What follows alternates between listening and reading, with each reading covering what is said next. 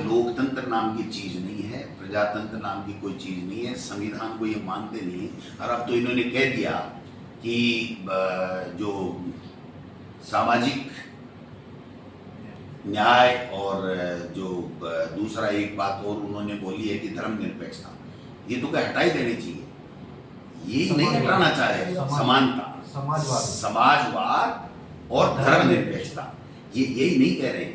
ये वो लोग हैं जो जब संविधान बाबा साहब ने बनाया था तब इन्होंने प्रतियां जलाई थी, बरसों तक ये विरोध करते रहे थे इस संविधान को, इस देश के तिरंगे झंडे को आरएसएस ने कभी नहीं माना।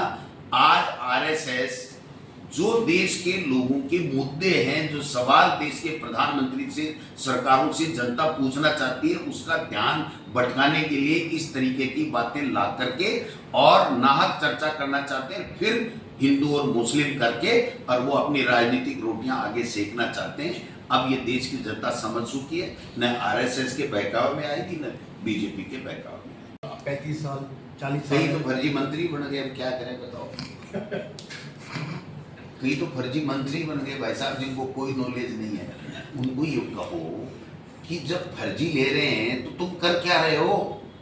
मंत्री फोटो खिंचाने के लिए थोड़ी बड़े हो, और जिन बजरी वालों की पैरवी कर रहे हो तो बजरी माफिया है, दूसरे दिन बजरी माफिया आ रहे हैं।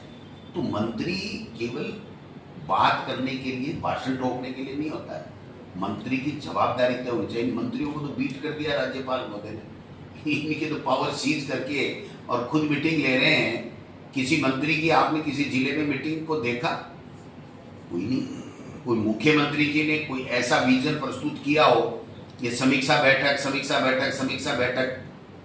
वो जो एक अधिकारी बोल रहा था, मैं नाम नहीं लूंगा, वो यही तो कह रहा था कि कोर वर्क नहीं करने देते, नॉन कोर वर्क में बैठाए रखते हैं सीएमओ में। वो उसका इशारा यही था कि ये सारे दिन भाषण सुनना और भाषण वहां पर 3-3, 4-4 घंटे सीएमओ में समीक्षा के नाम से बैठे रहना, ये नॉन कोर वर्क है। जो डिपार्टमेंट का काम है वो नहीं करने देते मुख्यमंत्री जी, वो जो कोर वर्क है वो नहीं करने देते। अब वो नाम नहीं लिया उन्होंने, बाकी तो बात तो वो वही है। बाकी उनको हाथ कौन पकड़ रहा है? नॉन कोर वर्क करने के लिए किसी अधिकारी का कौन हाथ पकड़ रहा है? या तो सीएस वीसी करता है, तो या तो उन पे आरोप था उनका, और या सीएमओ में मुख्यमंत्री जी रोजाना बुला के 4-4, 6-6 घंटे उनको कैद रखते हैं समीक्षा के नाम से, उन पे था। गोविंद डोटासरा में तो उनका आरोप हो नहीं सकता। मैं तो कभी बिजली बोर्ड के बोला, आपने अच्छी सरकार, अच्छी योजनाएं, अच्छा काम कर रही थी, उस सरकार को आपने हमसे बदलवाया झूठ बोल करके, और आज आप ये कह रहे हो कि वो ऐसा ही भर्ती तो बिल्कुल सही थी। इसका मतलब इनकी कथनी और करनी में फर्क है। ये सत्ता हासिल करने के लिए कितने भी नीचे गिर सकते हैं, इनके कोई मापदंड नहीं है।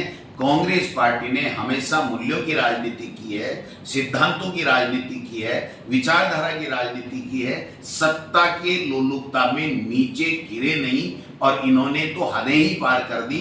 तो ये प्रदेश की जनता जान चुकी है और इनको जवाब देगी।